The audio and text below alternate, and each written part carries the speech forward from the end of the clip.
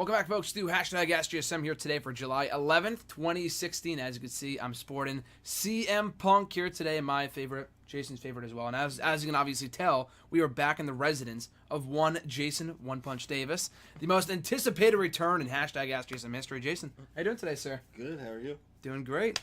First time back here on the show in nearly 3 weeks. It's been 3 weeks too long, my friend. 3 weeks too long. Got a lot to talk about, and we're just coming off the Money in the Bank pay-per-view last time. We are only a week and a half away. Not even a week and a half. Just barely a week away from the WWE draft.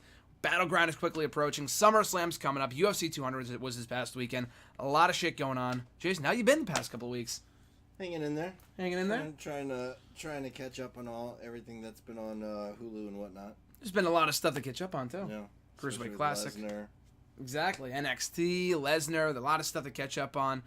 Speaking of which, though, since we last talked, there's a new video up on the Jason Davis channel, at Blue Eye Disorder. Check it out. Talking about mental health, wrestling, a lot of great stuff. Subscribe to the channel. Check out the video. Went up last Friday. I marked that when it got uploaded to the website, when it got uploaded to YouTube. Check it out, folks. So without further ado, brief disclaimer here. For the first time ever in hashtag AskGSM history, Jason, you are a witness to this, okay? Mm-hmm. I don't have the questions written out here on the side. I got all your questions last night. So here's what happened. I got back last night. When I got out of work, I felt dead. I had a massive headache, and I'm still feeling the after effects of that right now. So I didn't put the questions together. But what I usually do is that I put out a tweet or two on Sunday asking people for their questions. At least 2 or 3 tweets asking people for their questions on Saturday and Sunday. So when I put out the one tweet last night at like fucking 8 o'clock or something like that, I'm figuring, okay, so because I put out one tweet that'll probably cut the questions in half, we won't get as many questions, and it's on so late, I'll probably get a couple questions. You guys blew up my feed with hashtag AskJason questions, and there was just so many, and because I asked it so late, and then afterwards, after I sent out that tweet, I watched Deadpool, which was a great movie, by the way. Saw it for the second time. Worked on an article. Woke up, went to work this morning, and I was just hanging out with Jason right before filming. So haven't had enough time to put all the questions together, but I do have them all out on Facebook and YouTube and Twitter and shit. So basically what I'm saying is that if I don't get your question today, I apologize. We cannot use every single question. There's some really long-winded ones that will take forever to answer. So I'm just going to go through the quickies today. So my apologies in advance. And just also, too, if you send in a question, please do not send in like 3 paragraphs worth. I appreciate your effort, but sometimes it takes a little bit longer, and I don't want to take away from other people's questions. So with all that being said, we will start with the YouTube questions. Let me see here. From last week's video. And as always, guys, if you want to send in a question, be sure to tweet me on Twitter at WrestleRant with the hashtag AskGSM, on Facebook at facebook.com/graham.gsm.matthews. Leave a comment on the post I usually put up on Sunday nights, or in the wall itself, or on this very video down below in the comments section. So speaking of which, first question comes from, let's see, Brandon Alexander. Yeah, Brandon Alexander from YouTube. Top 3 dream opponents for AJ Styles to wrestle in WWE at some point. So, Jason, as a fellow fan of the Phenomenal One, who do you want to see AJ Styles wrestle in WWE at some point? Seth Rollins. Ooh, easily. Bray Wyatt. Ooh, interesting one. And it'll never happen, but The Undertaker. Why The Undertaker? That's an interesting one. I think it'd be a hell of a match. That'd be a great match. I mean, he could. I mean, Taker was a lot more, active last year than he has been in years past. So, I mean, it doesn't have to happen at a WrestleMania, but if not Taker, I'd probably say probably Owens. Ooh, Owens is a good one. They've had some really good matches this year, so I could see that happening at some point, too. My dream opponents, a lot like yours. Mine would be Seth Rollins, easily. Oh, man. Samoa Joe, I think, would be a really good one at some point. No. If they bring him up. Which I think they will at some point. I think he's been making strides in NXT, so I think he's going to have to be brought up at some point, if he gets brought up. That's like my Undertaker, like an if, like a long shot. So that's like my backup answer. So I will say Seth Rollins. I will say Shinsuke Nakamura, which I think is more likely. But they had a match in Japan earlier this year, and it was kick-ass, so I would love to see that. And, oh, God, who was the other guy I just had in mind? Finn Balor, another guy. Another NXT call-up, but he's another guy I would love to see, and I think that's going to happen before long anyway. New Bullet Club member versus the old Bullet Club member. I think it makes perfect sense. His second question if Ricochet and Prince Puma, or not and Prince Puma, slash Prince Puma, it's the same person, came to WWE slash NXT, who would you want to see him feud with first? So are you at all familiar, Jason, with Prince Puma from Lucha Underground? Have you seen him at all? No, I haven't seen Lucha Underground. Oh, okay. Well, basically, he's like the top star in their promotion, and he's a great wrestler. He had an amazing match recently with Will Ospreay on the independent scene, and he got like a lot of criticism online. But the guy is incredible. I think he will be WWE bound at some point. First person I would like to see him feud with. Oh, that's a tough one. I mean, Rey Mysterio would be great, but they're doing that match right now in Ultima Lucha, and Rey Mysterio is currently over at Lucha Underground, so I don't know. Like, him and Kalisto would be cool just because of the Lucha Libre style. Him and John Cena. Him and AJ actually would have an amazing match. I'll say AJ Styles.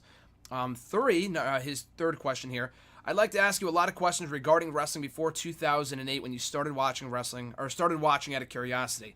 I think it's interesting to get a fresher perspective on wrestling history and compare and contrast with people like Solomonster and other old school fans. I definitely don't ask you these questions to troll you. That being said, what year outside of 2008 do you wish that you would have become a wrestling fan? It can proceed when you were born if you want to. For me, I would say either 2002 or 2005. I think both years. 2002 is like the start of the Ruthless Aggression era. Other than Triple H like burying everyone on Raw, it was a really good time to be a wrestling fan, with SmackDown especially. So 2002 or 2005, because 2005 had a lot of great feuds and matches and shit like that. So either of those 2 years, I've always said I feel like I would have been perfect in the 80s. I fucking love the 1980s, and I am so envious of Jason that he was born in the 1980s. And I know people say to you all the time that you're old. You are by no means old, sir. You are by no means old. You were born in the 80s. And I used to say you're a 90s kid, but I wish I was born in the 80s as well. Movies, music, wrestling, everything. But other than the 80s, 2002 and 2005 for me. So any other year, you started watching in 96, correct? Or even before that? Probably, I think it was like 92. I was aware of it and started watching it off and on, and then I got really into it in like mid 95, late 95. Okay. So I probably have to say, if I could have started really watching it like I do now, would probably be like 1990, just to see the evolution of it all, which I kind of did going into like the NWO stuff and the whole WCW Monday Night Wars. Yeah. Which was awesome to see. But I'd probably say like 1990. I think that's a good answer to give. A good answer and a not so good answer, just because at the time you started watching in 1996, or like really like was a full-fledged fan. 95, you just came off one of the worst years in wrestling history. Like we were talking about it at work a couple weeks ago. The awful gimmicks. Duke the Dumpster Droese, Abe Knuckleball Schwartz, all that shit. Mantor was Doink was at an all-time high in 1995. Repo so you really Man. came in a great year. What was that? Repo Man. Repo. Don't even get me started on Repo Man. But stop it. That was just awful. Earthquake and Typhoon, and then he became Tugboat. Those were like the John Cena's compared to the other people we just mentioned, though. That's how bad that year was. Yeah. But even still, I would say the evolution of the 1990s was an interesting time to be a fan. So I would say that's a good answer. 1990s. So that being said, his fourth and final question here, to throw you a bone about 2008, can you rank the WWE pay-per-views from worst to best? I'm not going to do all 12 or 13. That would take forever. But my favorite pay-per-views from that year specifically, WrestleMania 24 was awesome. And you were living in Florida at that time, right? You weren't at that show, but your brother was? What? WrestleMania 24 in Orlando? Citrus Bowl? No, my friend in Illinois, Nick, he was backstage drinking beers with like Tatanka and stuff. Shit. Bastard. Yeah. Did you get to meet Floyd Money Mayweather by any chance, or no? No. He saw everybody, but he really hung out with like Stevie Richards and Tatanka and Kane. Mm-hmm. Glenn, because Glenn Jacobs is a friend of his brother. So. Oh, okay. Yeah. That was a great WrestleMania. I wish I could have been there for that, or at least been living there at that time to experience that. He flew down there because his family's got a timeshare. So. Oh, okay. He was still living in Illinois, so. What a lucky bastard! I know you say that to me all the time, but Nick is really, truly a lucky bastard. Yeah. I am very much envious of him. He went to I think it was like WrestleMania 24, 25, 26, 27, like straight in a row. And was just holy shit! Yeah. Wow, that's pretty amazing. Because Kane got him tickets, or Glenn got him tickets. You mean Corporate Kane? Yeah. Don't you love Corporate Kane? I hate Corporate love Kane. Glenn Jacobs, hate Corporate Kane. I loved Kane in '98 when he debuted. That was like 2 decades ago, though. Yeah. Exactly, yeah. So, anyway, but WrestleMania 24 was great. SummerSlam that year was awesome when they had Batista and John Cena. They had Edge and Undertaker inside Hell in a Cell. That was a great match / great show. There was a lot of good pay-per-views in 2008. Not the greatest wrestling year overall. I'm just very have an emotional attachment to that show, or rather to that whole year, just because I started watching at that time. But Broke your wrestling cherry. broke my wrestling cherry exactly in 2008. Next question from Frankashire15: Should New Day and Wyatt family do a double turn? In my opinion, New Day are better as heels, and the Wyatt family should be faces like they were before Bray got injured. That's an interesting question. What do you think? It'd be great. But it won't happen. Nah, no, definitely. I don't think so. I think it's a lot more likely that Xavier breaks off than we see a double turn. I don't think we see a double turn at any point, but I don't know. I have a feeling they're doing the whole Daniel Bryan thing where he's gonna with Woods. Yeah, I feel like he's gonna be some sort of Little hostage, Wyatt. brainwash, and then Yeah. I don't know, go after New Day, and then they bring him back psychologically somehow, and power of positivity. Oh no! I think they're gonna do that. No, Yeah. keep New Day together. No. I think they're gonna do that. Oh, I could see that happening. Even though I don't know why they do that when someone's so freaking hot at the time, and then they sit there and go like, "Yeah, let's stop doing this." Like, it makes no sense. That's why it makes sense, because it makes no sense. Yeah. In WWE's eyes, anyway. Because of one old man's out of touch brain. Pretty much. Could not have said it better myself, but I don't know if even I would want to see that, like a double turn. I don't really care about seeing New Day as heels, just because right now they're so hot, and I think just keeping them babyface is fine, because they're selling so much merch right now. But I think bottom line is that Wyatt family need to be heels, or rather need to be baby faces before long, because those guys they're ready for it, specifically Bray. Because we talked about it, we ranted about this a couple weeks ago when I first had you on the show, that the guy, there's just nothing left for him as a heel. Like, he's done it all, he's feuded with everybody. It's gotten to the point where not a lot of people care. I mean, I love the guy, but I don't care what's next for him. You know, that's the question we get asked all the time here on the show. What is next for the Wyatt family? I don't give a shit. Just because the guy has been doing the same thing for 3 or 4 years, I'm ready for something new. Next question, let me scroll up here. From Mitch. He's got a couple questions here. I don't know if we can answer them all, but let's see. First one: keep or erase the Miz's WWE Championship reign, or his U.S. title reign that he lost to Bret Hart / R-Truth. The way I see it, it was a huge mistake to have Daniel Bryan win a second short reign rather than the Miz keep it from October to no. I don't know what he's trying to say. I guess he's saying that it was a big mistake to give the belt to Daniel Bryan when they did, as opposed to having 2 different reigns with the Miz from October to Night of Champions or something like that. So basically, what would you keep? What would you erase, Jason? The WWE title reign from the Miz or the U.S. title reign? I know it's like lesser of two evils because you don't care either way. I would keep the Intercontinental one just because. The U.S. title. This is the U.S. title. Yeah. Keep that one. Yeah, he's talking about when Daniel Bryan was like Intercontinental Champion for like 2 weeks, and then he got injured. Oh no, this is a couple years before that. Oh, okay. Yeah, it's all blends together. Yeah. But no, I would keep the U.S. title reign just because I think we can agree on this. Is that really the only... I love the Miz's WWE title reign just because I love the Miz, obviously. I'm a Misfit. Jason, not so much. The jizz. But I think the U.S. title helped make Miz what he was, like helped him showcase his skills and help him get to that next level. Whereas that WWE title reign will forever be tarnished, I think is the perfect word, by that awful main event with John Cena from 27. I feel like if you ask anyone about The Miz as WWE Champion, if they remember it at all, the only thing they will remember is him winning the main event of WrestleMania in one of the worst WrestleMania matches of all time. So I would erase that and keep the U.S. title reign for that reason alone. His second question here, how would you rank the following matches? Air Boom versus American Perfection from Vengeance 2011, The Revival versus American Alpha from The End, and New Day versus Tyson Kidd and Cesaro from Extreme Rules. So from these 3 matches, I would do Revival and American Alpha is probably, of these 3 matches, I'm guessing the only match that you saw. Because these other ones are from like random ass pay-per-views in like recent years. That you I remember the other ones. Oh, you do? Yeah. Oh, really? Well, which order would you go in? For me, I would put Revival, American Alpha at the top. Just because all 3 of their matches, last week's included on the 2 or 3 Falls match in NXT, was amazing. I would do New Day and Kid, or New Day versus Kid and Cesaro after that, because that's when New Day won the belt and it was a really good match. And then Air Boom versus American Perfection was a good match. It didn't really have any historical significance, but it was a good match anyway. So how would you rank it? Same thing. Same thing? Yeah. His third question. In every three-man stable, I've noticed that one man is always the fall guy, or the guy who always looks the weakest, i.e. Jinder Mahal, Ambrose, Roman Reigns. Eric Rowan.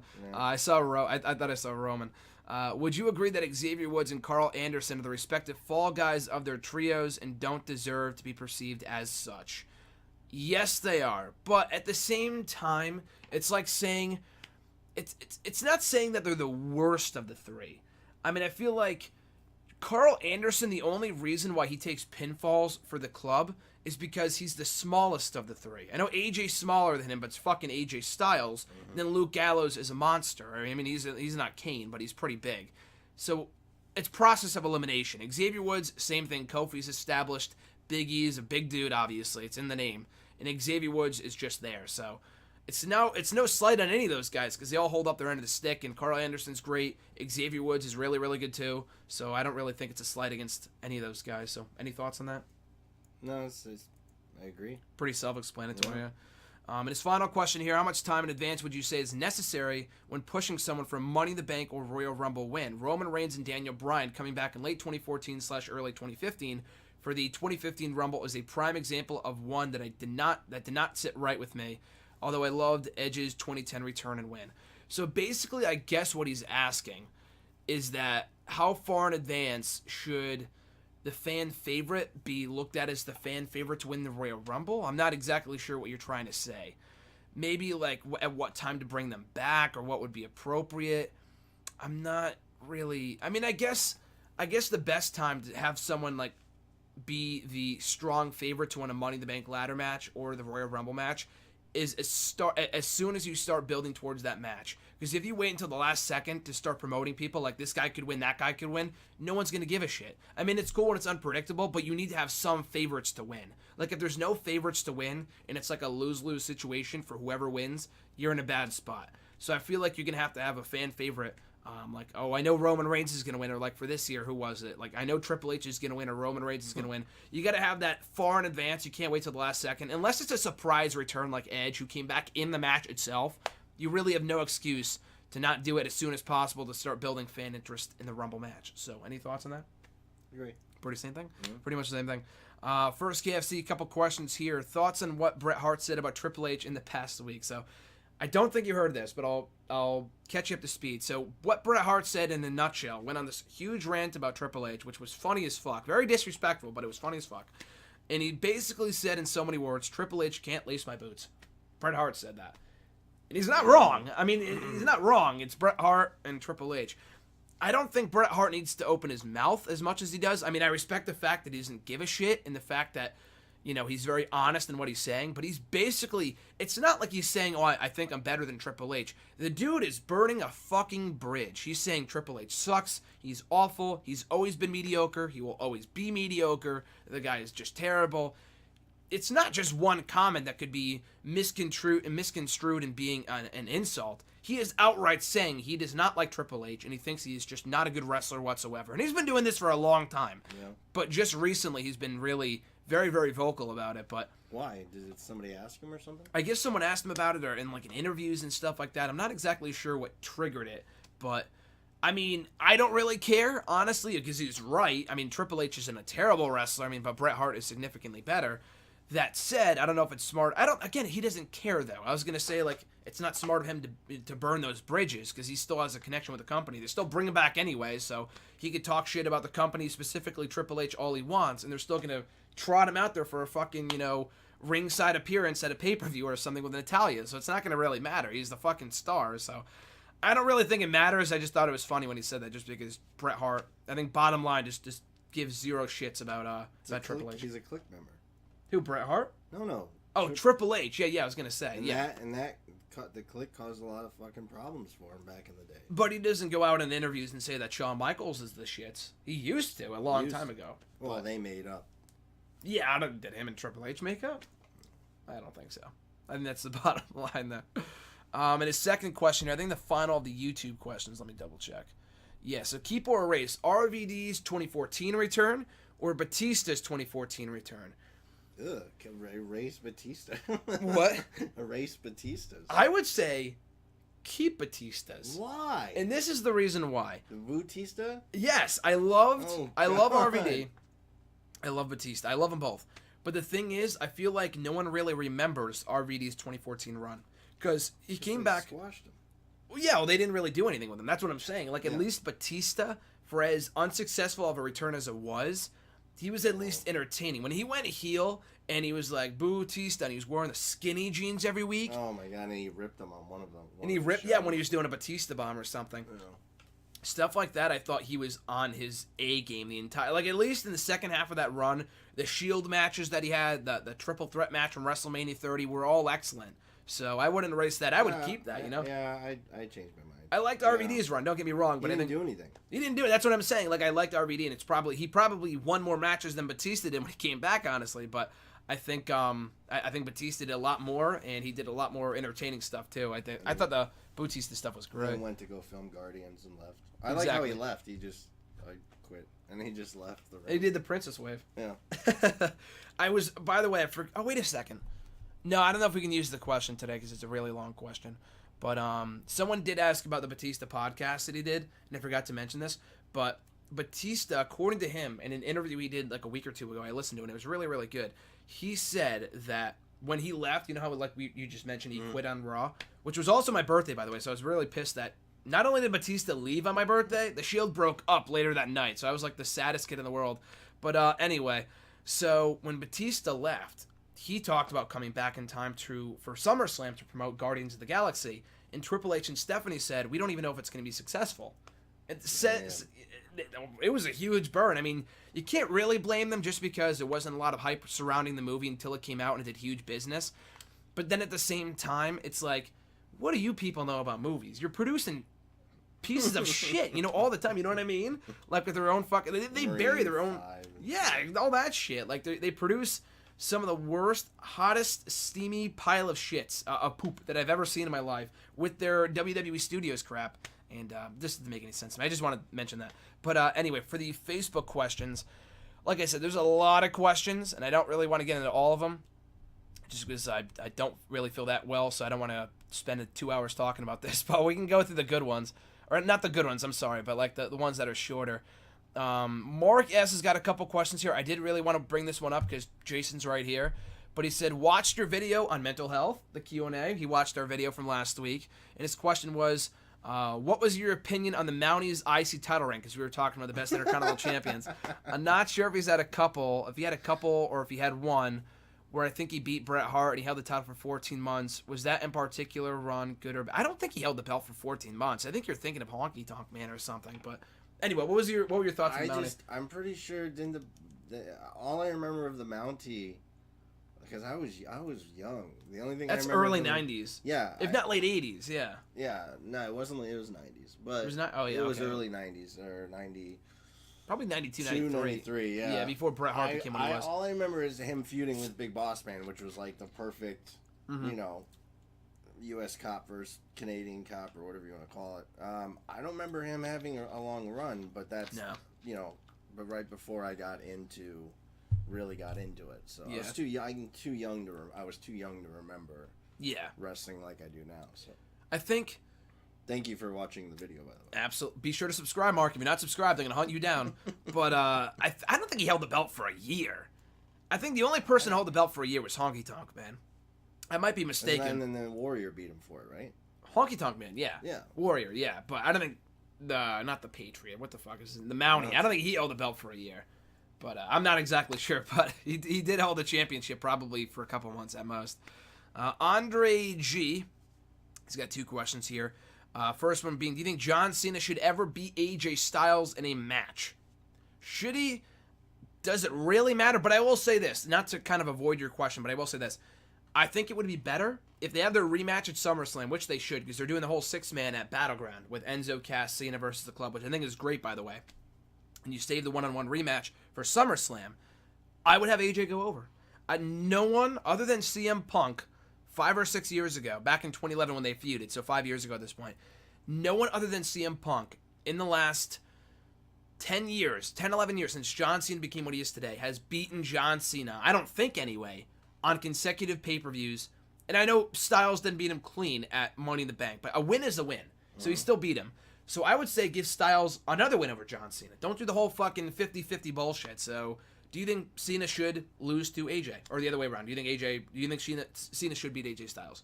I don't think Cena should ever beat AJ Styles. There's no point. Like you don't need to establish Cena as a top guy because he's the franchise. Yeah. And he's this generation or the last 2 generations Hulk Hogan. Yep. Other than Hogan, like there's Hogan and then there's John Cena as a franchise. Like I can't put Stone Cold in there because Stone Cold could actually wrestle. Yeah. He might have been the most popular. Yeah. And it was a new thing in the Attitude Era. But you literally look at Hogan and Cena, neither could wrestle. They both drew. Kids loved him. I mean, he is the new Hogan, so there's no point in having him beat AJ Styles because he'll do nothing but hurt AJ Styles. Yeah. And not help him be a top guy. Yeah, I don't know if it would hurt him necessarily, but it wouldn't help him. It wouldn't. I mean, it wouldn't. It wouldn't kill his momentum. There would be no point behind it. Yeah. No, I think at this point in time, I'm just gonna fix the mic here. I don't know if it's. Oh no, it's right. No wait, no. Let me just double check. Oh shit, the gain is really, really down. So I apologize if the volume was fucked up there. I think it's fine now. It should be good now. It is quiet for whatever reason. Just want to double check. Probably should have checked that before, but that shows how unprofessional I am. But anyway, so Cena and Styles. So yeah, I think for one thing, I will say this too. There is not one rival that John Cena has never beaten. He's beaten everybody. Like everyone that he lost to, he eventually got his win back. Like Randy Orton, he would beat him a few times, and then Cena would get his win back. Faced how many times? A million. Yeah. So it would be a crime if Cena didn't win one of those matches. But even like The Rock beat him in their first and only match at that time at WrestleMania 28. But Cena just had to get his fucking win back. One in a lifetime, yet they faced again. Twice in a lifetime. It was twice in a lifetime. Yeah, no, yeah. It was stupid, but Cena, there is not one person that he has not beaten. Even, I guess you can argue Daniel Bryan, who he lost to at SummerSlam 2013, but I can guarantee you he probably would have got his win back over him too had Bryan not retired when he did. So that probably was bound to happen at some point. Andre's second question, what gimmick do you think Dean Ambrose should do next? I don't know about what gimmick, but I would say he should go heel next. Not right now, but I would say at some point down the line, because he's so popular right now, but I feel like he is just barely scratching the surface right now, and I feel like he'd be a great Brian Pillman, Roddy Piper, Stone Cold Steve Austin-esque heel. So I think at some point, I don't know if that's his next gimmick per se, but I would turn him heel at some point down the line. What would be way down the line? Yeah, not anytime soon. He's just super popular right now. Next gimmick? I don't know. School teacher? School teacher, so Matt Stryker. Yeah. No, I don't know. He's gonna. I think he'll stay the lunatic. So. Yeah. I feel like they're trying to be like the next Mick Foley in a way. Yeah, exactly. I think a Mick Foley, Mankind, like that kind of underdog. I mean, maybe role. he'll do split personality disorder, and even though Kane's doing that, but boo! Don't bring up Kane. We do not bring up Kane. But no, you make a good point. I mean, he is a lunatic, so it makes sense, right? Yeah. It doesn't make sense. But I feel like they just need to further flesh out that lunatic character. Because he's crazy, but there's really nothing about the character that's crazy. Yeah, he's not like Psycho Sid. He's not. He just brings plants out to the ring. That's it. Yeah. You know what I mean? He's I love a Ambrose. Friendly crazy. Exactly, yeah. Well, that's why he's a babyface. But no, I think they need to do more to kind of establish him as like a crazy character. Next question. Serious question from Blake Brown, he says.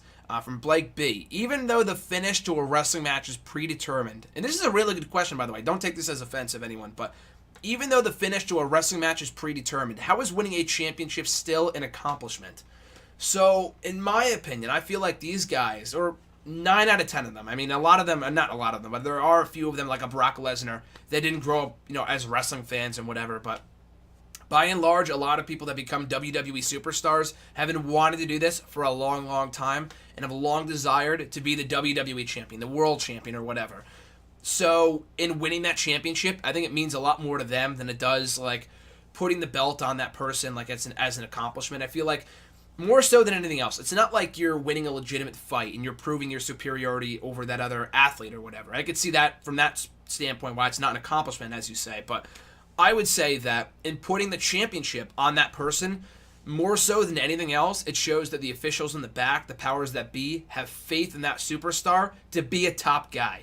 And that, I think, can be applied to basically anyone's job. It's basically the equivalent to getting like a pay raise or a promotion, that they have faith in you to fulfill your full potential. So I feel like that's why it's an accomplishment, to show that you are, the fucking guy. You are the man. So it may not be an accomplishment in terms of beating this guy for the belt and like, oh, you're proving that you're better than him. It's still an accomplishment because, one, you've long desired to be a champion from the day that you stepped into the business, and even before that as a kid watching it on TV. And two, it shows that the powers that be have faith in you to be one day that guy. So, any thoughts on that? I couldn't have worded better. There you go. Wise words from Mr. Davis. Yeah. But, and final Facebook question here. Ross S., what is the greatest return you've ever seen live? So I don't know if you're saying in the time that I've been a fan or in person. Or rather, yeah, in person or in the time I've been a fan. Because... Return or debut? Return. Oh, okay. If you said, I know you weren't there, obviously, but I would classify, like, the debut of Sting in WWE as a return. You know what I mean? But it's still a debut because it was his first ever appearance in WWE. But, for me anyway, I'll answer both questions. And I feel like both sides of the question. I feel like my answer... I think there's only really one answer. I feel like for both, in my time as a fan, or not really actually, but in my time as a fan and greatest return I've ever seen live. Live on TV or in person? I don't know. That's what I'm trying to figure out. I guess we'll answer both, but for me, in person, up until like a month ago, it probably still is, but the Raw I went to in Hartford a couple years ago when Jericho came back, when I was there for that, and I had zero idea, and obviously I love Y2J, and I lost my voice for a solid 3 fucking days after that. And that was right after Miz came back, so I was happy to see him, obviously. But when Y2J's music hit, I lost it. And I took a video and everything. It's up on the YouTube channel. But I lost it for like 3 days. So that was probably the greatest return I've ever seen live. That and Seth Rollins coming back at Extreme Rules was pretty surreal, too. In the time I've been a fan... either The Rock 5 years ago or CM Punk coming back with Cult of Personality, if you want to really classify that as a return. Brock Lesnar's return back in 2012, the night at the WrestleMania, to me still stands out as one of the greatest returns of the modern era. So, Jason, for you, greatest return if you've ever seen a return live, and if not that, then greatest return you've watched live as a fan. I'd have to say when CM Punk came back with Cult of Personality and when Lesnar came back and beat the crap out of Cena. Shook his hand. Yeah. Yeah, he held him up there too long, but it was still good. I thought he meant debut, but that's... Oh, actually answer that too. That's my question for you. The best one I ever saw debut live, literally, I was with my friend, and he literally put a hole in the fucking ground in his bedroom. Really? He was not a small guy. But me and him went nuts was when Y2J debuted in '99. Watched that Raw. Watched that on Raw live. Watched that night with the countdown in the beginning of Raw. And it kept counting down, and we're like, we knew that it was Jericho because of the internet, but we weren't sure. You're never 100% sure what's going to happen. And that was just like, that was the coolest thing ever. And they got the loudest pop freaking ever of any debut, they say, ever, so... was probably the greatest debut of all time, honestly. Yeah, that's what they say. I can't remember anything else being as shocking. Other than like seeing Scott Hall and like Nash show up. Oh, and WCW, yeah. Well, but even that's another company, yeah. So for WWE, it was definitely Jericho. Welcome to Raw is Jericho. It was freaking the music and everything. It was so cool, and the fireworks, and I think I bought the video, the Y2J video, like in 2000 or 2001 just to see that because it was on there. Wow, that's amazing. So we move from that to the Twitter questions here. Let's go to the first Twitter question from, again, I'll try to go through as many as we can. I'm not exactly sure how many we can fit in here. Let me see where we're at in terms of time. Ask what? Ask Jason. Really? That's what people ask. Yeah, look. Well, we're at 34 minutes, but let's see. Okay. Hashtag Ask Jason. I had everyone sending the questions with hashtag Ask Jason. You see that? No. Right there. Oh, See there it? it is. At the end of That's each question. crazy. It's great. I knew I was having you on the show today, so that's why I put that out there. But at Love Pro Wrestling, how would you book the New Day going forward? Like I said earlier, I wouldn't split them up. I would keep them together because they're just so hot right now. That idea that you pitched with Xavier Woods going as a Wyatt family member, that's what you thought would happen, right? Not what you want to happen? Right. Or both? I don't want it to happen. I don't want them to, but I think they're going to do some sort of brainwash kidnap thing and have this long feud with them to hold it out to where they have to get them back with the power of positivity, and then he comes back, and then the Wyatts go on to do nothing. But what's next to the Wyatt family? Nothing. But how would you book them though? How would you book it? The feud, or rather the New Day, just in general. Would you split them up in the draft or keep them together? I keep them together. I mean, if they want to really, they're unique because they're doing the Freebird thing, where the three of them share 2 titles. Yep. So, I mean, they could always say bye-bye to Xavier, which I doubt because he seems to be the most entertaining out of them. Agreed. So, I mean, unless they say we're going to push Kofi because we haven't done it in 10 years and put him on SmackDown or vice versa and just leave Xavier with, I don't know. Xavier with Kofi seems a better fit than Big E. With Kofi. But Big E also does the whole introduction thing, so it's hard to say. I couldn't do it. I couldn't book it. I would keep them all together if possible. But keep it simple. Keep them together. I'd agree. Could not agree more. At Fiora Nick 579, how would you book Neville's return, or how would you book Neville once he returns? I'd put him in there with like Zayn and Owens. Ooh, could have some great matches with those guys. I know he had a lot of great matches with Owens earlier on in the year. But no one remembers. No one remembers. Because they were just meaningless matches. They didn't really have a full-on feud. But I would put him in the IC title picture, honestly. Cesaro. I think stop with that stuff. Stop with the amazingness. That would be Cesaro versus Neville. I would give him the IC title. I would have him beaten Miz for the belt. I think. Yes. Yeah, I mean, I love Miz. I know you would agree with that. I think I heard somewhere today that they're doing a #1 contenders match for the IC title tonight on Raw. So Neville could come back tonight in time for the draft next week. Who knows? I've been booking that for a while now. The guy's been out like fucking 4 months. So I don't know. But I would put him in the IC title picture and have him eventually win the championship. They've been so underutilizing him ever since he came to the main roster. So he needs a belt at some point, I feel like. His next question, who do you think should win at SummerSlam, Brock Lesnar or Randy Orton?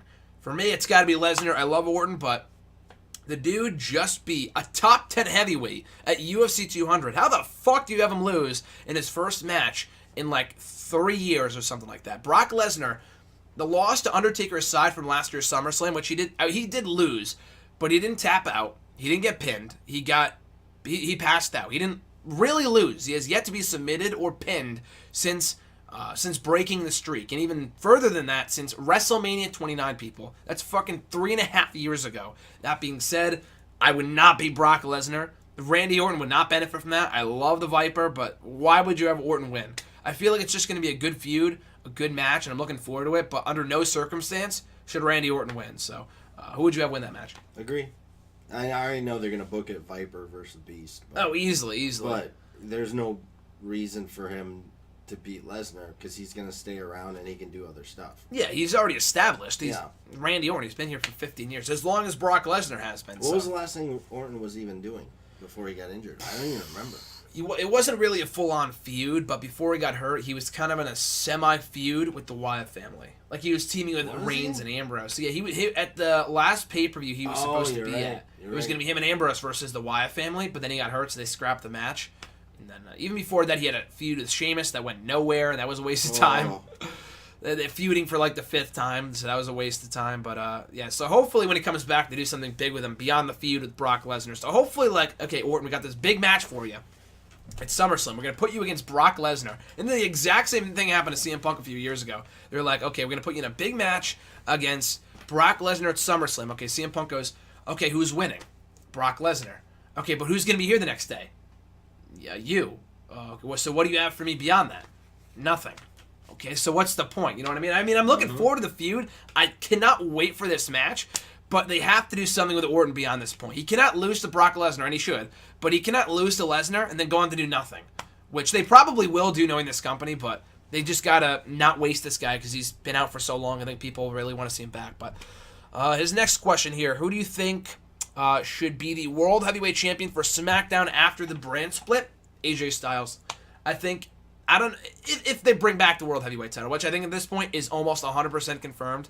It's like 95% confirmed just because they're calling the WWE World Heavyweight Champion at this point the WWE Champion. So then that pretty much confirms that they're bringing back that belt at some point.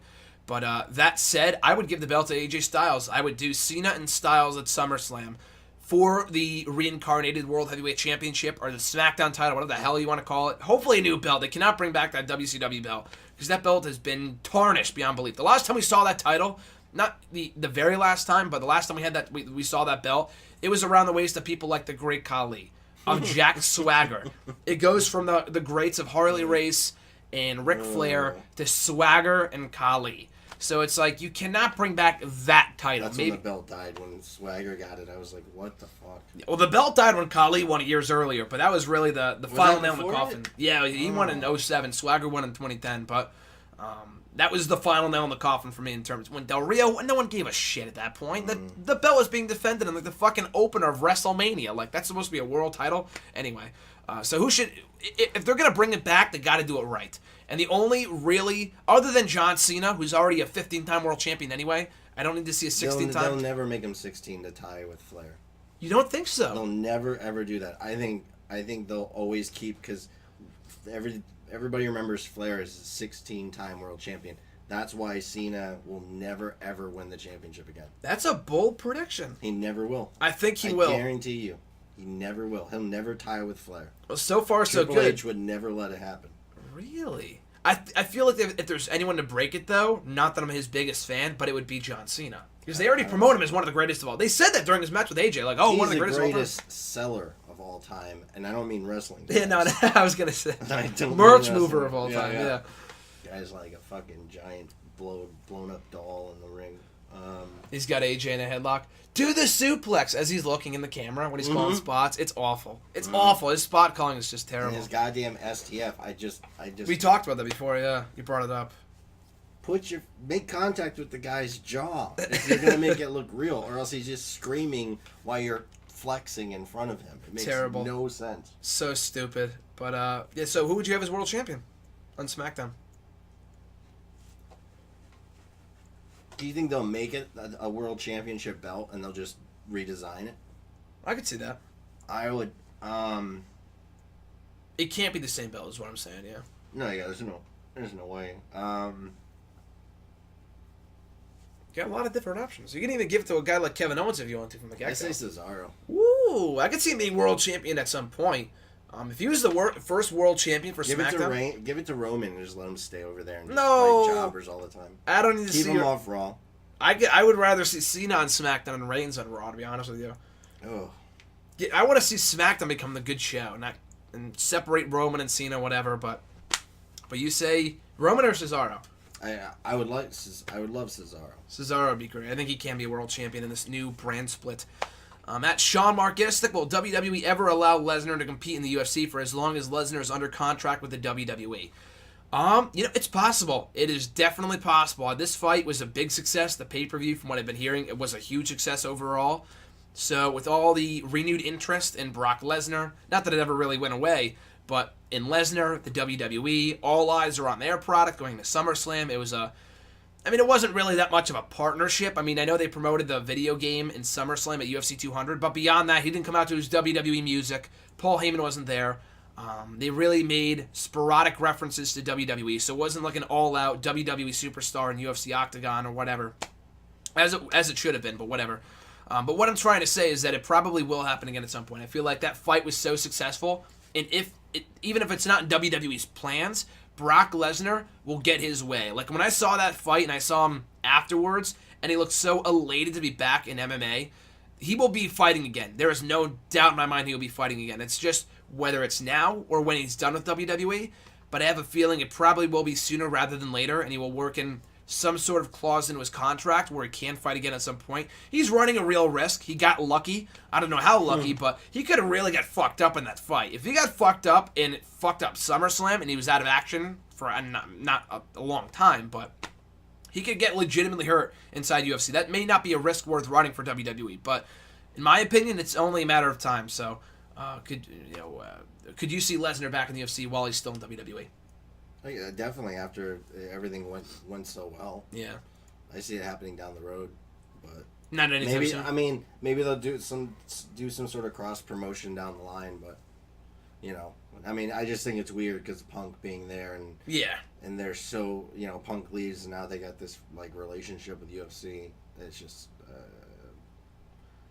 it just throws me off. It's weird.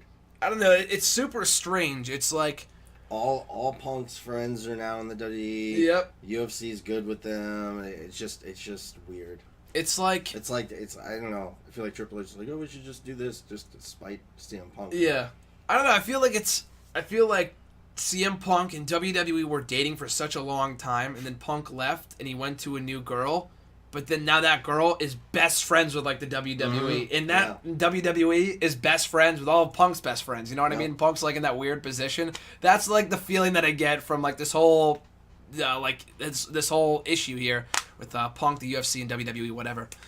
But anyway, so the next question from, let's see, at HardyDX fan. Which current WWE superstar and diva has the best entrance music? So pretty broad, but in Jason, who in your opinion has the best, or current WWE superstar has the best theme in the company? Guy and diva? Yeah, we'll do male and female, yeah. Wait, what was the question? Best entrance music today for both male and females. Female, I go with Paige. Agreed. Male, jeez, everybody's looks so bad compared to Punk's. Just years ago in general. Yeah.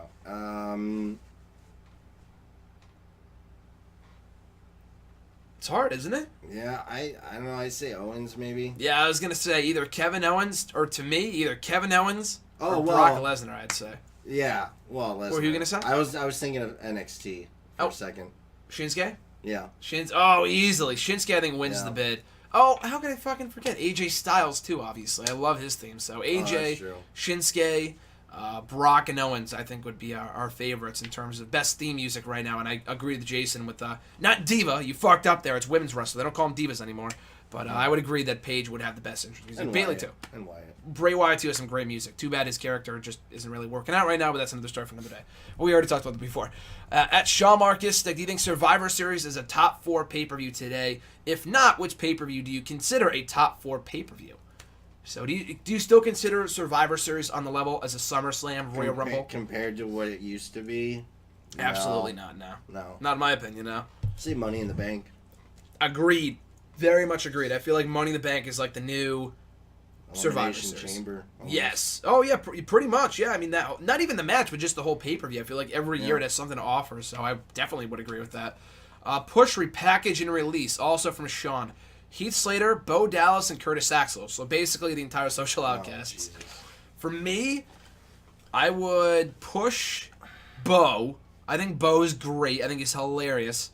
I'd repackage Slater, and I'd get rid of Axel. And that sounds weird, but Axel on his own is boring, just beyond boring. Everybody says he's such a great worker, but like every time I've seen him wrestle, it's so boring. Yeah, no, he's a great technical wrestler. He's a good technical wrestler, but character-wise, he has zero personality. Other than, the whole axe thing that he does, he has no personality whatsoever. So, he's no cult of personality, he's not. I agree.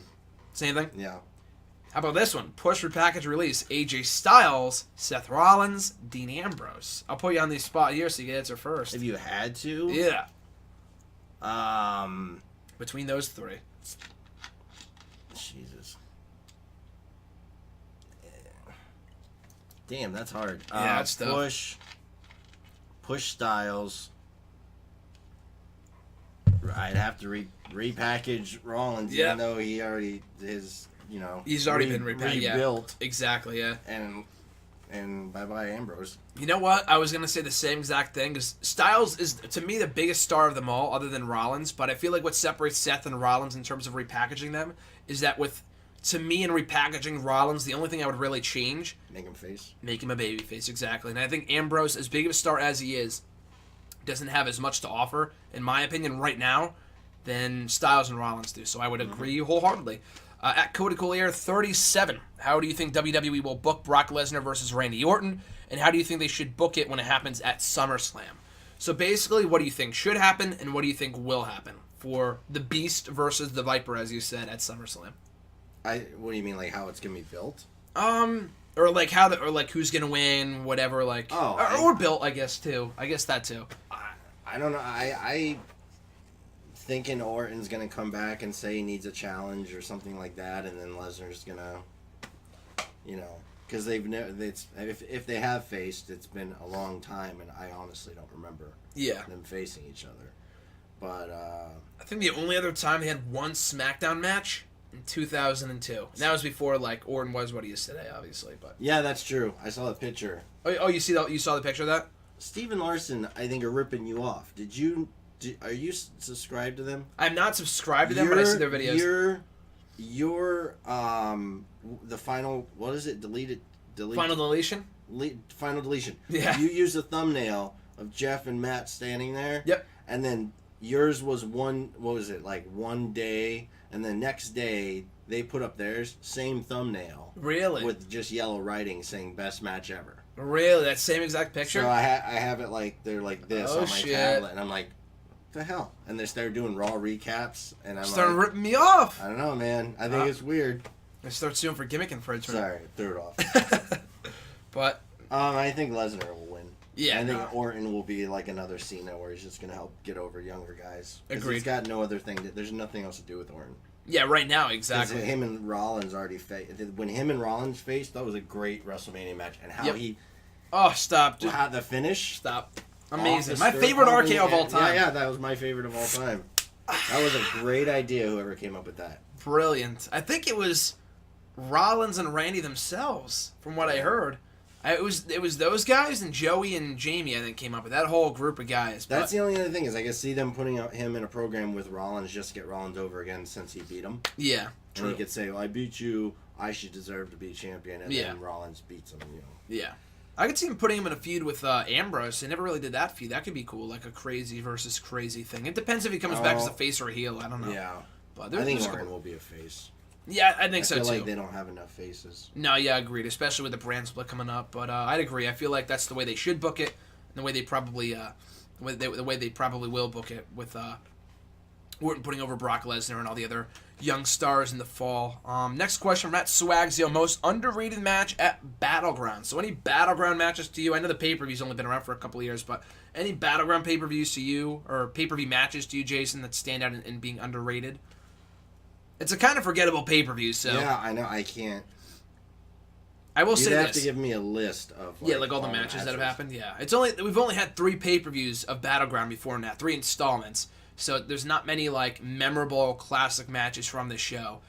But I would say my 2 favorite matches from the pay-per-view are Cody Rhodes and Goldust versus The Shield when they got their jobs back, which was amazing. And then the very next year, the Usos had a great match with who was it? The Wyatt family with Harper and Rowan. And I think it might have been 2 out of 3 falls. That I don't know if it's underrated. I feel like a lot of people recognized its greatness, but that was really a great match. I feel like doesn't get the credit it deserves.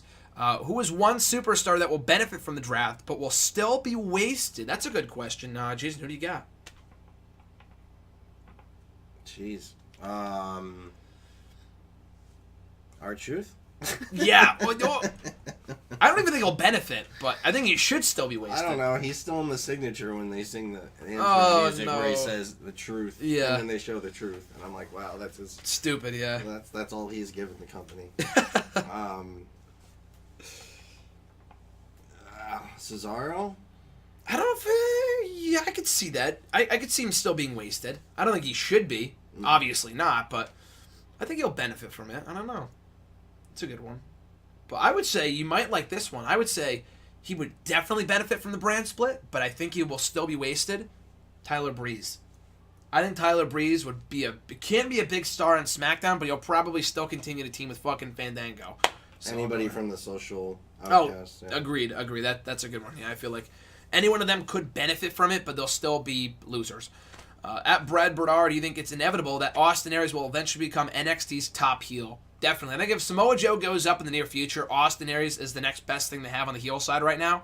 So, and I think Joe, unlike what Jason said, I feel like is main roster bound before long. That will make Austin Aries the next top heel in that promotion. What do you think? I just pictured them finding Samoa Joe dead. I'm sorry, in his hotel room, with burgers. Oh God. What was the question? I'm sorry. No, that's fine. Do you think Austin Aries will eventually become NXT's top heel? Yeah, I think he'll do exactly what he did in TNA. Agreed. Because that was like the perfect thing for him. Yeah, when he was like littlest, angriest guy ever. Like this Napoleon complex kind of thing. Absolutely. Can't agree more. I want Samoa Joe to go to the main roster. I just like. You don't think it'll happen? I don't know. I have a hard time seeing it. I feel like if they did it right, it would be plausible. Like, he can't show up and, like, get jobbed out in the first month. But I feel like they know what they have in Samoa Joe, so that wouldn't happen. I'm just scared they'll do what they did to Tyler Breeze. Oh, agreed, absolutely. But I feel like I like Breeze, but Joe is an infinitely bigger star than Breeze ever was. Yes. I hate to say it, but it's true. But, still, I guess we'll have to wait and see. I feel like Joe can be a real force to be reckoned with on the main roster. So we got a couple questions here. We'll rush through a couple of them. Who do you think will become NXT Women's Champion first? Carmella or Alexa Bliss? I think of the two, I think they're on the same level right now, but I'll say Alexa Bliss. I feel like, we have Asuka as champion right now, so I feel like it'd be weird, especially also considering Asuka beat a babyface for the belt in Bayley, that we would have another face champion after that. It doesn't really make that much sense. I just can't see it happening, so I'd go Alexa. I feel like if anyone can beat Asuka for the belt once Bayley goes up to the main roster, it should be Alexa Bliss. So between the two, who do you think will win the championship first? I agree. Alexa Bliss? Yeah. And his next question here, who would you like to see Chris Jericho and Kevin Owens, or would you like to see Chris Jericho and Kevin Owens feud with wait a second. Would you like to see Chris Jericho and Kevin Owens feud with both remaining as heels? Oh, would you want to see the feud with both guys heels? That's what he's saying. I was confused for a second. Oh, bad guy versus bad guy? Yeah, that's what he's saying. Yeah.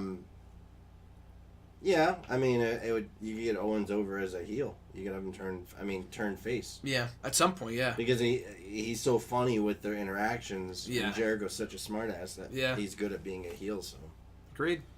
I feel like if there's any bad guy versus bad guy feud that would work, and more often than not they don't, just because the crowd doesn't have any incentive to cheer for one guy over the other. But I feel like if there's any two guys to make it work, it would be Chris Jericho and Kevin Owens. And I feel like I would rather have them as partners than rivals. I feel like them as a tag team as Y2KO or something would be such money. That's a good idea. I would love to see those guys team. I feel like Y2AJ, for the time it served, it was entertaining, but I enjoyed it. But I knew they were leading to They went by so fast. Well, that's because they were building towards another match and it was never supposed to be long term. But I feel like this can be long term. I know Owens should be like a world champion right now. He should be a single star. Jericho too. But I think at least an alliance. It doesn't have to be a full-fledged tag team. At least an alliance or something would be great. And here's the next question. I love Zack Ryder as much as anyone, but do you think he may be built up like this just to get heat for Rusev? So basically what happened was that obviously he won the main event of Raw last week. He beat Sheamus clean on SmackDown, believe it or not.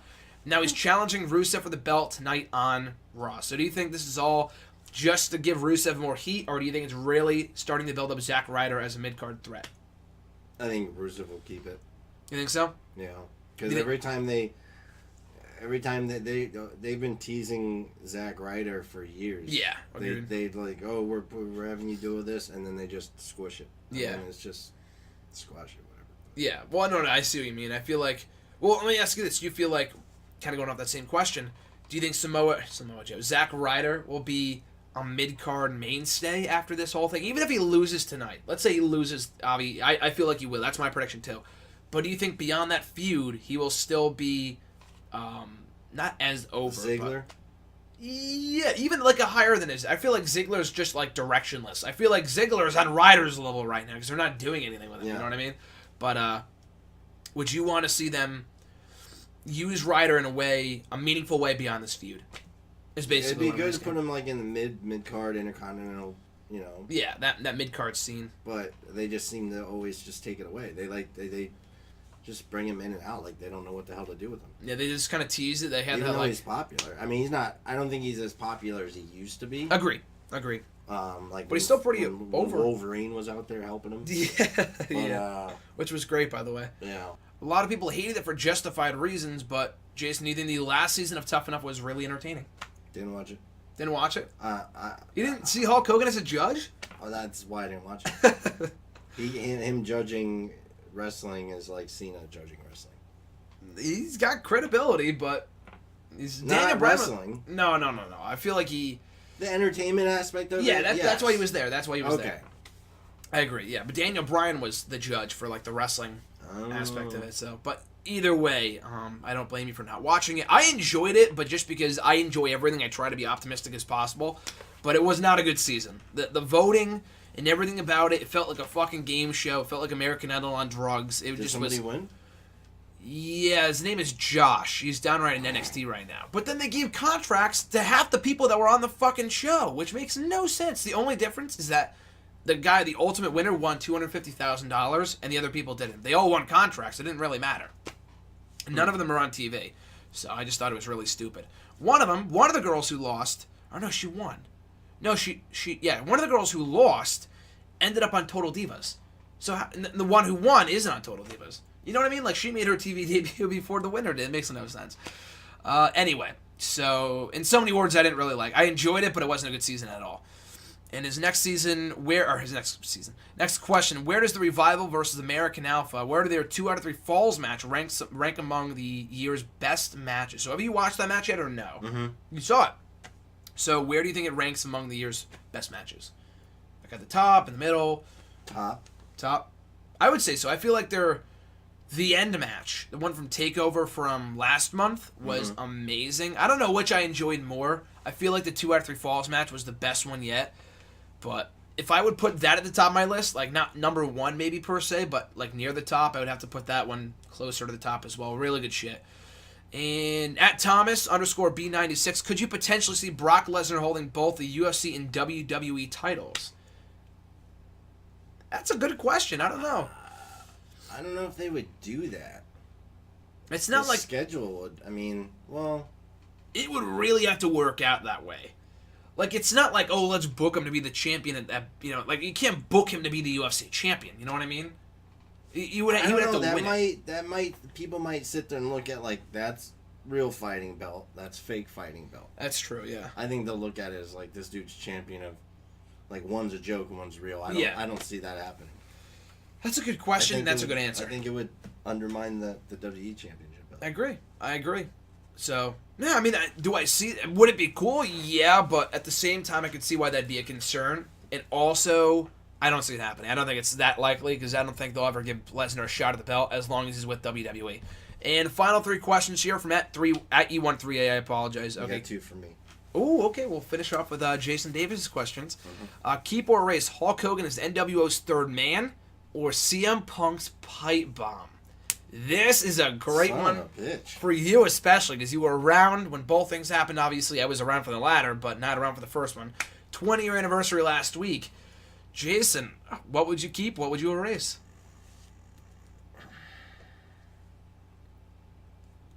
Man, those are like two of the biggest moments that I saw live. That you love, too. Because it made Hogan actually cool. I mean, he was such a dork. He tried to be cool. He was a dork trying to be cool. But, Eat your vitamins. Say your prayers. No. He was in the NWO. He was still a dork. Oh, okay. That's why they had to change the vignettes they did backstage. Yeah. Originally, the third man was supposed to be Sting, but he said no. Yep, I heard that too. Yeah.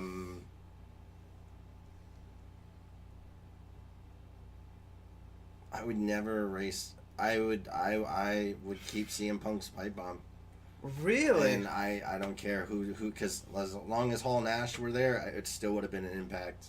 So, screw Hogan. That's a good question.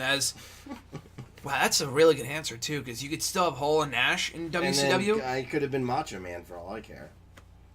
You could still have the NWO, but it wouldn't have Hogan.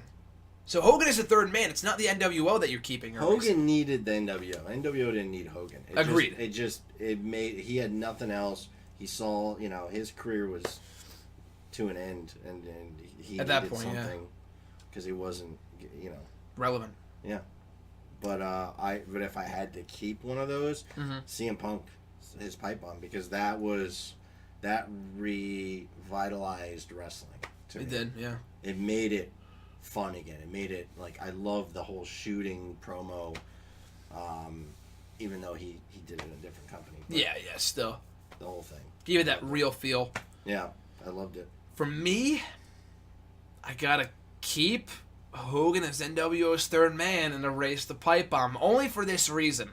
Because as much change as the pipe bomb created, in my opinion anyway, I feel like Hogan as the third man and Punk's pipe bomb too were two of the most shocking and monumental moments in wrestling history, obviously hands down, but I feel like Hogan's NWO heel turn was what, that huge shocking moment was what turned people into WCW. Like, I feel like that, not that moment itself, but in addition to everything else going on at that time, helped kick off the Monday Night Wars between WCW and WWE. It was definitely a bigger moment than CM Punk's pipe bomb. Yeah, so hence why I would keep that. I enjoyed, obviously, because I was around for it, that I enjoyed the pipe bomb more, because I love Punk and I love the pipe bomb. We just watched it like an hour ago. But I would have to keep Hogan as NWO third member and erase the pipe bomb, just because I feel like it made a bigger impact long term that we're still talking about to this day. Now Punk's gone, he's done with wrestling, whereas Hogan is still one of the greatest of all time. He still would have been one of the greatest of all time, even if he didn't turn heel, but I feel like that extended his career by like 5 to 7 years. His second question here. Outside of the room and final deletion, what are 2 things that you found to be so bad it's good? Well, that's a good question. There's a lot of bad movies that I've enjoyed. Not that... like, I liked Hot Tub Time Machine 2. It was not a good movie, but I enjoyed it for what it was, and my roommate gave me shit for it, but I enjoyed that for whatever the hell it was. But that doesn't really go with your question. But Jason, as a frequenter of movies, and we're looking at them all right here, are there any movies that you would say that were so bad it was good? Any of the Ernest movies. What are those?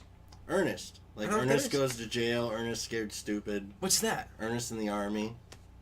What is that, like old school or something? Oh, or? Jesus. Yeah. Wow. Showing your age. I was a kid. Jesus. Like, I'll go back and, like, look at something today and just be like, Jesus, how did I like that when I was a kid? It's so bad. I did the same thing. Movie-wise, yeah, I'd say the Ernest Scared Stupid. And if nobody knows what that is, look it up, because he was like today's, how Medea is today, where Medea has all these different movies. Yeah. He was the white version of that, and he didn't play a girl, he was a guy. Yeah. But he was just this idiot that went around doing stuff. He was like America's Mr. Bean, but he talked. Oh, okay. I don't know That makes sense. Mr. Bean. Yeah, I know Mr. Bean, okay. yeah. But yeah, Mr. Bean I know. You have to look up Ernest. That's my homework. It's at Walmart. There's there's a pack of it that says, all 7 the Ernest collection. Yeah. He died of cancer. It was terrible because all his movies were Ernest Goes in the Army, Ernest Goes to Jail, Ernest Goes to Camp, Ernest Scared Stupid. And then he died, and I remember on the radio they're like, his next movie's Ernest Goes to Hell. I'm like, Jesus wow. Christ. It was terrible. That's bad. Yeah. I would say, too, also, what was it? The 3 Ninjas movies that came out. Oh, my God. Yeah. The one with Hulk Hogan. I watched it back. That's not the original. No, it's not the original, but it was... the 4th one. Yeah, it was like the 3rd or 4th. I think it's the 4th one, yeah. But those came in the late 90s. I watched it back right after the whole Hogan suspension thing last summer. It was awful, but Hogan is just so hilariously bad in that role. I loved it. I thought it was great. That and also... Suburban Commando. Basically any Hulk Hogan movie. Let's go with that. Mr. Nanny. Mr. Nanny, they're all so bad, they're good in my opinion. Suburban Commando is absolutely up there. I'm Frozen today, Christopher Lloyd, great line. I'm trying to think of other movies, but I know No Holds Barred would probably be up there. I just thought that was awful. Like, I didn't really like that too much, but people would probably say it was so bad it was good. And final question from at E13A, WrestleMania versus SummerSlam, which has the better main event track record? Great question. I'm going to go off on a limb here and say SummerSlam. I feel like the WrestleMania main events deliver a lot less often than the SummerSlam ones do. I feel like we've had better SummerSlams overall than we have WrestleManias. So I'll go with SummerSlam. How about you? For me, it's different because we had a lot of good WrestleManias from like 96, like 96. Yeah, like true. First WrestleMania. One of the greatest main events of all time. So it's hard to say. Taker, Diesel, Brett, Shawn. I'd have to go with WrestleMania. Ooh, okay. I mean, I feel like it's split because it's like from like 96 to say 2002. Yeah. You know, it's split to where it's like, oh, WrestleMania. Then it became SummerSlam after that. Till now. I would agree. I would say before pre-2002, I would say I would go with WrestleMania, and then from that point forward, I would go SummerSlam. Yeah. I feel like it's definitely changed in the past 15 years or so. Triple H keeps having to stick his fucking nose in every fucking match. It just pisses me off. Pretty much. Go away. Well, he has been away. Watch him return tonight on Raw. Would not surprise me in the slightest. So before we go off here, Jason. Oh yeah, the two questions I was saving. You got center stage here. You got the mic. So, that's a pipe bomb. Pipe bomb. So, best manager of all time. Okay. Favorite manager of all time. Ooh, this is two-part one question or the two questions? Those are the two questions. Okay, so for me, best manager of all time, I Not gotta what go. Everybody says, but like what you, I mean, you can go with like of all time. You Yeah. think everybody praises. And I know I wasn't there for it and stuff. It's just a little different. But to me, I feel like, okay, so my favorite has had more success as a manager, but the one I'm gonna go with as the best is regarded as the greatest manager of all time. I think, and also in my opinion, I would wholeheartedly say that he is the greatest manager of all time. In addition to being a great commentator and an entertaining wrestler too, Bobby Heenan has got to be the greatest of all time in my opinion. I agree. And my favorite of all time, I'd probably say Bobby if I watched during that time. I did not watch during that time. I didn't either. So for me, it would have to be Paul Heyman. I love Paul I Heyman. knew you answered the same answers. You have the same answers? Yep. That's great. But favorite Paul Heyman, best Bobby Heenan. They can't dispute that, I think. Yep. I think Paul Bear is up there, Mr. Fuji. They're all great, but you can't beat the brain. I forgot about Paul Bear. Paul Bear managed The Undertaker, and even before that as Percy Pringle, the Independent Scene, other promotions. Percy Pringle the third. You know, who else? Jimmy Hart, all those other guys. Jim Cornette, tennis racket and all. Ted DiBiase. Ted DiBiase, there's so many great ones, but gotta go favorite, the Paul E. Dangerously. I gotta go with Paul Heyman. So that does it. No better question to end today's video with than the questions of Mr. Davis himself. Jason, thank you so much as always for coming on the show. Part 2. It's been great. That being said, be sure to, well, two things. One, send your questions to me by tweeting your questions with the hashtag AskJSM. Sometimes I will use the hashtag AskJohn, AskJason, depending on who we have on the show. If I have enough advance, like I knew Jason, I knew that we were hanging out like a week ago, so henceforth why I did the hashtag last night. But as always, send your questions right here on the Twitter machine at WrestleRant on Facebook at facebook.com/Graham.Houston.Matthews. On the post I usually put up on Sunday nights or on the wall itself. And what was the other thing? Oh, YouTube, of course, down below in the comment section. But on that same note, too, if you want to send in a question through any of those, various forums, please do so. All support is greatly appreciated. Be sure to like, comment, share, and subscribe. And there was going to be one last thing I was going to say. I completely forgot about it, but yeah, just send in your questions. Please, here was what it was. Please be sure to do so, like, by Monday morning, if not Sunday night. And I can't get to every single question. If it's like a long-winded question, like a couple paragraphs long, like today's video is already like 1:15 as it is. I like to try to keep it as short as possible. That's not always possible, but it's always great talking wrestling, especially when it's me and Jason or me and somebody else. But I think that's about it. So before we go off the air, be sure to check out the channel, Blue Eye Disorder, right here on YouTube. I believe if you go to my playlist on the channel, if you go to my channel itself, under Miscellaneous, I added both of our videos, the one that we did 3 weeks ago, and the most recent one from last week, both talking mental health and wrestling, right here on the channel under Miscellaneous, or just check out the channel itself at youtube.com/C/Blue Eyed Disorder. So be sure to like that video, comment on it, share it with your friends, and subscribe to his channel as well. A lot of great content and more great content to coming up on his channel. So, Jason, any last words before we sign off? Hope you're all doing well, and your famous line at the end of your videos. We'll catch you guys down the road.